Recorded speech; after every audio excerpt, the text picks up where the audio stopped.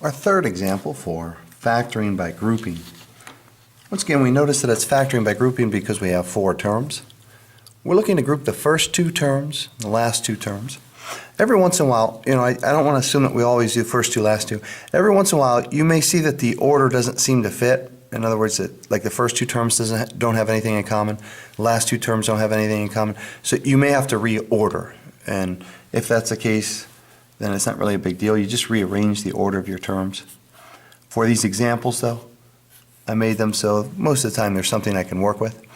As I look at this first one, I have to ask myself, what does 6m squared minus 15m have in common?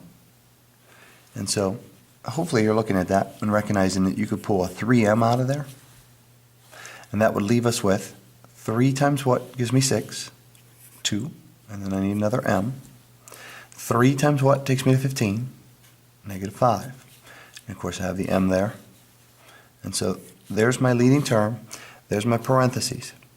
Now keep in mind, you have to pull something out of this second set of parentheses or second set of brackets so that you get to your parentheses. As I look at this here, I don't really want to pull anything out because that matches this parenthesis. But because I have to pull something out, I'll pull a positive 1 out because that's our multiplicative identity. 1 times anything is itself. And so I satisfy the idea that you're pulling a common factor out. The common factor, greatest common factor would be 1 there. And I have this 2m minus 5.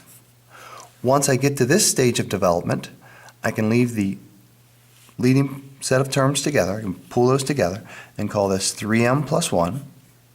We know that we can't add a variable and a constant, so we leave it just like that.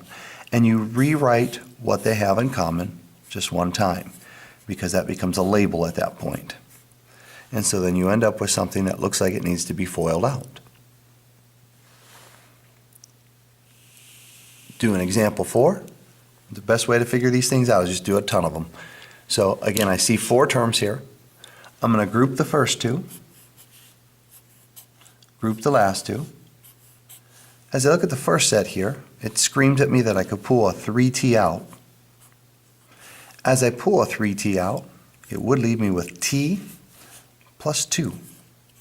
And if you're ever in doubt, you could always distribute to get back to those previous terms.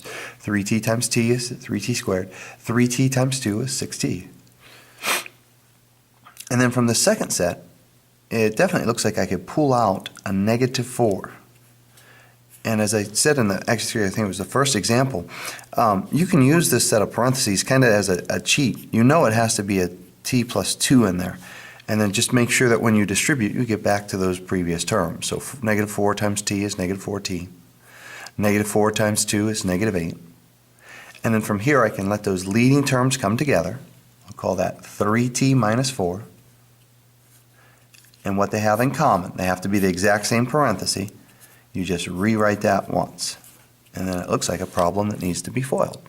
And that's our goal. That's what we call factoring by grouping.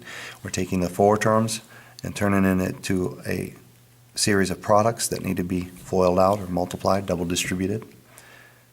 And we'll look at some more examples here where we have different exponents up here. Maybe we'll have some cubes in there and see how to work with those.